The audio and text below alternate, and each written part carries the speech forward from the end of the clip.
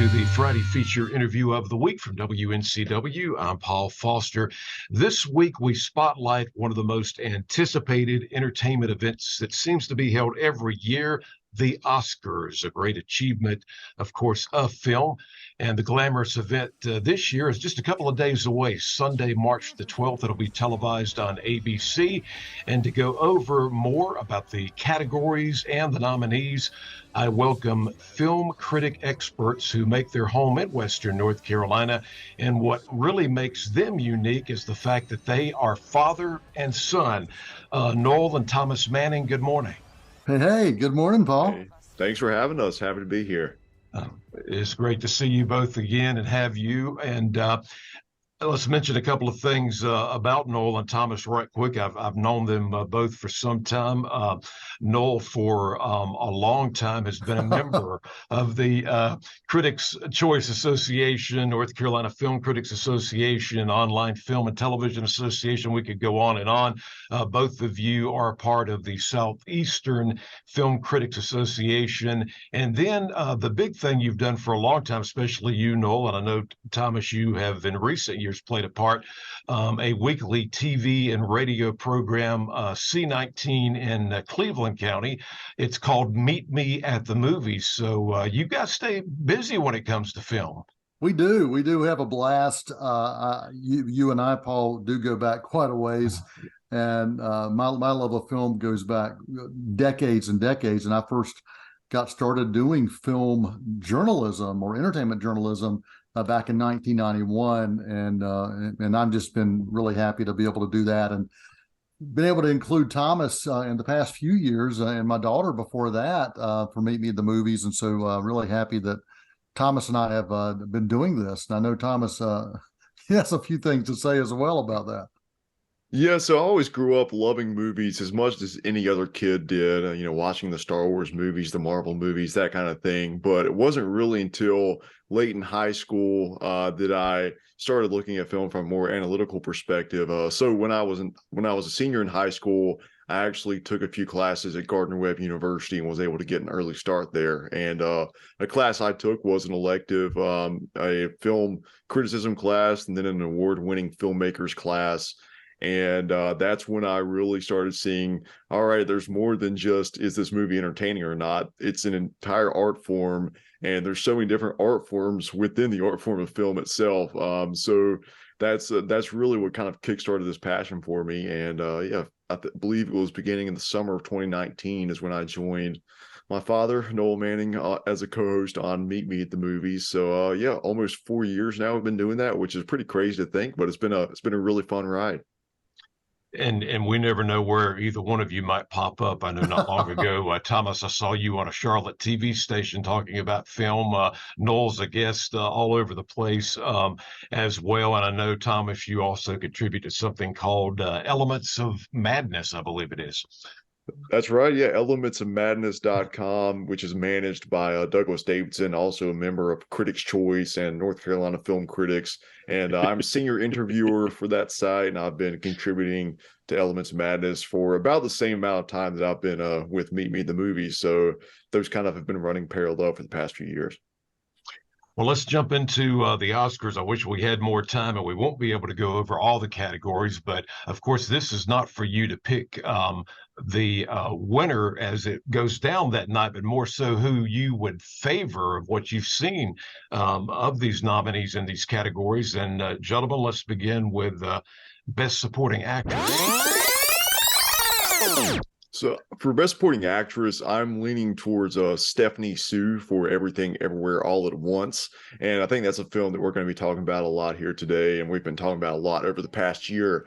And her performance, it's essentially the villain performance of the film, but this film explores the idea that it's not her that's necessarily the villain or any human being in particular. The true villain is a lack of empathy and a lack of kindness in the world. And but her performance kind of anchors that theme. And so that's why if I had to vote, I would say Stephanie Sue for Everything Everywhere All at Once.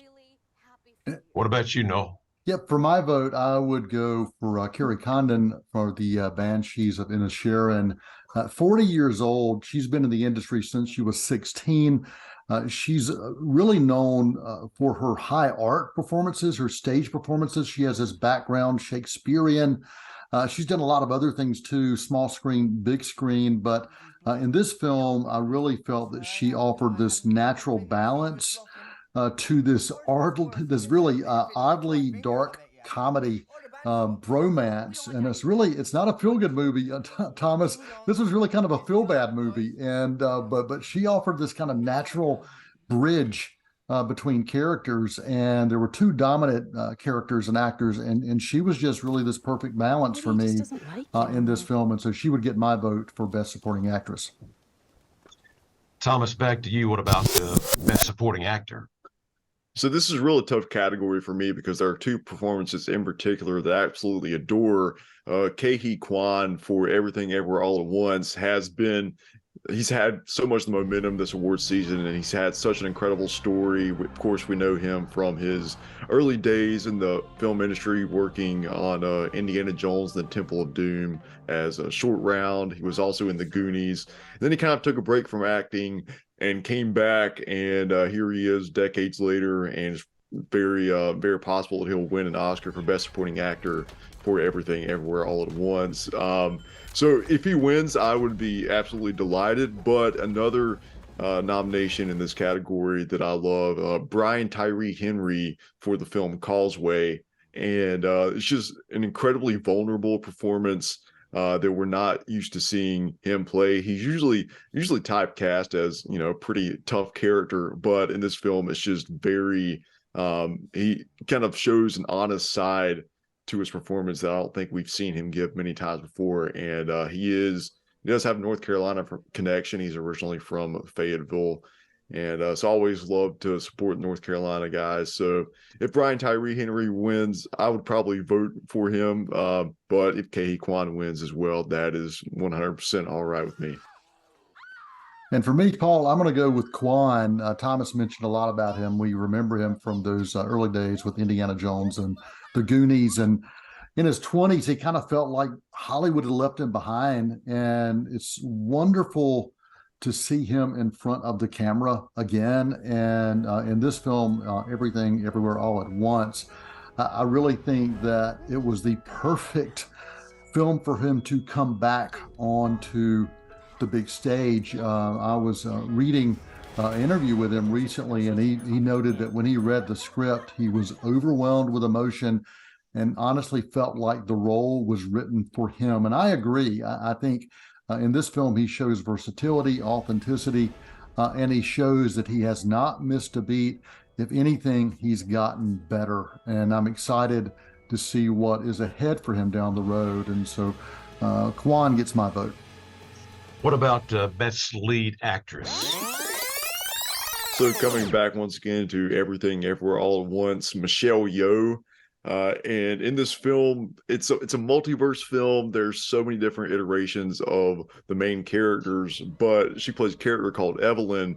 And of the dozens of Evelyns across the multiverse that we get a glimpse of in this film, I feel like Michelle Yeoh could easily do a feature film on every single one of them. Whether we're seeing that particular Evelyn on screen for 1 second or 1 hour, she feels authentic and alive in every single portrayal of that. And that's just insanely difficult to do as a performer. And I just have to give all the credit in the world to Michelle Yeoh. And I would be absolutely delighted if she wins Best Lead Actress for Everything Everywhere All at Once. Agree or disagree with that, Noel? Oh, absolutely. My vote would go to Michelle Yeoh as well. She is truly a legend. And in this film, Thomas mentioned she plays multiple variations of the same character. And what I loved about that is within each, she found a way to bring her heart into every single one of those variations. And that is incredibly difficult to do. And multiple cast members did that same kind of thing in this film. And so from an ensemble exploration, this film was truly amazing. But Michelle Yeoh, astounding talent, and this was really a perfect film for her to shine. And she has been getting a lot of love during award season, and I do hope she's able to cap it off right here with the Oscar. When we talk about best lead actor, I saw the nominees for this when they were first released, and out of everything, this was my opinion. I thought, man, this one is going to be tough. Thomas, do you agree? Yeah, I was looking over this list again yesterday, and every single one of these has just is any other year would be probably one of the best performances, no doubt. And the fact that we have all these stacked up against each other really is just incredible. But the one performance that has stuck with me since I first watched the film in November is Colin Farrell in The Banshees of Inisherin, which was what Noel alluded to a few minutes ago, talking about Kerry Condon. And this film it's very sad, but it's also probably one of the most hilarious movies of the year as well. It's very dark comedy. It's a very specific type of comedy, but Colin Farrell is dialed into that better than any other actor could have in this role. And he's basically just a guy who's wondering why his best friend doesn't like him anymore. And and we see him slowly and slowly becoming just as cold and kind of just as mean as the other guy who's kind of giving him the cold shoulder. And it's a really interesting descent into from this really bright, bubbly guy into someone who's just like who's just as bad as the other guy. And so yeah, Colin Farrell for The Banshees of Inisherin. What do you think, Noel? Well, for me, lead actor category, I've got to say, I've seen Elvis come to life on screen in biopics before, multiple times, but never quite like this. Austin Butler truly became the king of rock and roll. I think he offered an incredible character study of this legend throughout the many seasons of his life. Butler had the mannerisms down, the onstage performance aspect down as you see it in front of large crowds, and then the intimate one-on-one scenes between Elvis and other characters, the recreations of this famous Elvis that we know. There were so many memories that we have seen captured on film, and to see it come to life in a way that did not feel like parody, that actually felt real, that's tough. And I really think that what Austin Butler was able to do is bring an honorable tribute and a reflection to a man who was flawed and a man who was also in search of peace and maybe even normalcy in this whole world that called him the greatest celebrity of all time at that time. So Austin Butler gets my pick. Yeah, I thought that was an amazing film. It's the Friday feature from WNCW. We're speaking with Noel and Thomas Manning, father and son film critics that make their home here in Western North Carolina. Great to have them on board to talk about the Oscars, which is on Sunday. We're getting very close. Final thing in the interview is certainly to go to Best Picture. And before you guys tell us who you think you believe should win, I was going to ask, I believe there's like 10 films nominated this time. Has that become a norm, or is that out of the norm? Yeah, so I think 10 is the maximum, but it used to be 5. And then I think 2008, when The Dark Knight was just on the outside looking in, that's when the Academy started re-examining how many nominations for the Best Picture category. And then, yeah, in the years since then, we've had some years with 8, some years with 9. But the past couple of years, I think it's been consistent 10, and it looks like that's the way we're going to be headed moving forward. Thomas, who would you like to see, or which film would you like to see win on Oscar Sunday? Well, it's a mouthful of a title, but we've talked about it a lot already, and it is Everything Everywhere All at Once. And when I first watched this movie last April, almost a year ago at this point, I really felt like I was witnessing the invention of just an entirely new cinematic language. This is a movie that, at like the emotional climax of the film, it finds a way to make raccoons and hot dogs pivotal emotional structures in the film. And I didn't think, I literally didn't think that was possible, but it's Daniel Kwan and Daniel Shiner who co-directed this film. They found a way to do that, and it's probably the weirdest movie I saw last year, but I mean that as the highest compliment possible. And it's the weirdest and the most beautiful, and everything in between. So everything, everywhere, all at once. Noel T. Yeah, buddy, that gets my vote. I mean, that's what I would have voted for, and I did through several of our critics groups. Everything, everywhere, all at once.